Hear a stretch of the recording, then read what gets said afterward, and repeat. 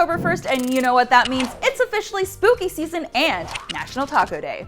I'm Stella Chung, and in today's gaming news, Japan has found a way to beat the scalper systems for the PS5 Pro 30th Anniversary Edition pre-orders. We have the list of PS Plus catalog games for October, and Fortnite added the ability to let your parents control how much time you spend in the game.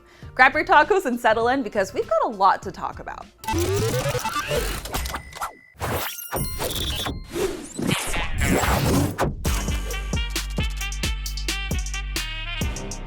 Between bidets and now a new system to beat out scalpers on PS5 sales, Japan is really ahead of the game.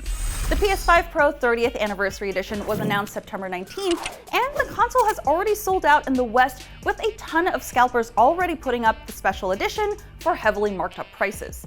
To combat the scalpers, Japan posted on their regional PlayStation homepage that anyone who wants to order the PS5 Pro 30th Anniversary Edition in that country needs to have the following requirements: have a PSN account registered in Japan and have at least 30 hours of PS4 or PS5 runtime on the account between February 2014 and September 19th, 2024.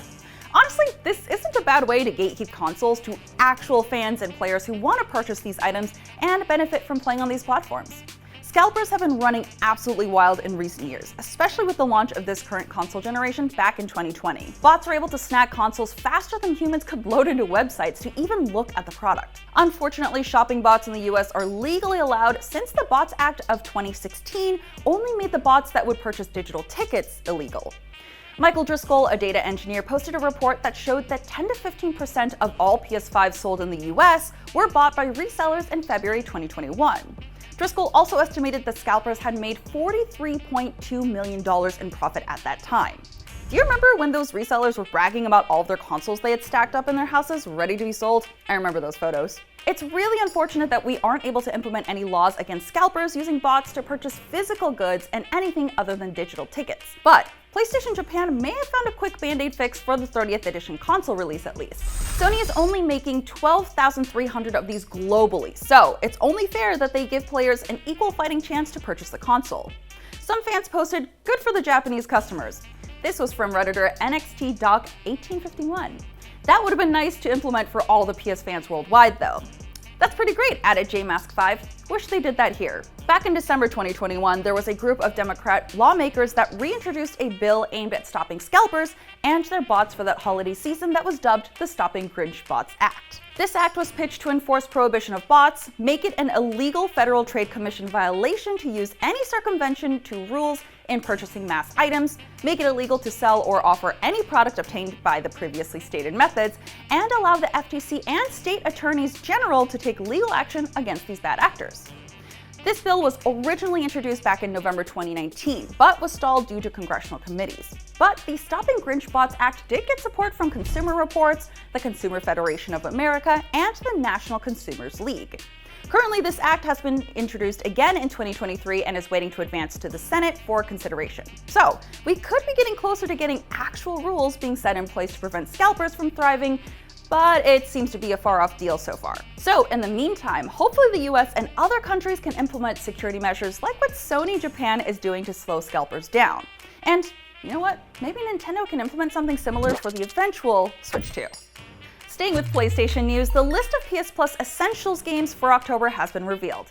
Subscribers will be getting 3 games for the spooky Halloween season, headlined by the Dead Space remake and followed by WWE 2K24 and Doki Doki Literature Club Plus. The Dead Space remake was released last year and was well received by critics. We gave it a 9 out of 10, with our reviewer saying it was, quote, "a superb remake and undoubtedly the definitive way to experience one of the best survival horror shooters that Capcom ever made."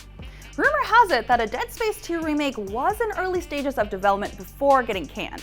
Bloomberg's Jason Schreier corroborated that report, saying that developer Motive had only entered the concept phase before EA put the team on other projects. WWE 2K24 is the latest entry in the long-running wrestling franchise and scored an 8 out of 10 from us. Our review praised the My Rise single-player campaign and overall refinement of the franchise's combat. It may not be a huge step over WWE 2K23, but it is more polished in almost every way. And finally, Doki Doki Literature Club Plus is a revamped version of the indie freeware title from 2017. You play as a new member of your high school's literature club, which is full of girls you can romance. But Don't let this cutesy aesthetic fool you. This visual novel holds a very sinister secret, and it gets really dark. I played this and it freaked me out. It's honestly kind of perfect for the Halloween season. Remember, you do need to be a member of the PlayStation Plus Essentials tier to access these games. What are you looking forward to get in the mood for Halloween? Let us know in the comments. In some unexpected news, Epic is now adding a new time limit control to Fortnite and the Unreal editor for Fortnite to give parents more game moderation tools. In a blog post, Epic showcased the new additions to their parental controls, which now include time reports and time limit controls that allow parents to choose the total amount of time their kid can play, the specific time windows they're allowed to play, and whether or not their child can request more time to play the game. With these new parental controls implemented, the child will see in-game notifications about when they have 30 minutes left in Fortnite, and they can actually check their settings menu to check how much time they have left. They can also request for more time in the same panel. Thankfully, the time limits are paused when Fortnite enters sleep mode, which is the inactive mode that activates when there's no mouse, keyboard, or controller input for 15 minutes. So you won't lose out on precious time if you need to step away. These new additions to the parental controls are just a small part of the larger picture.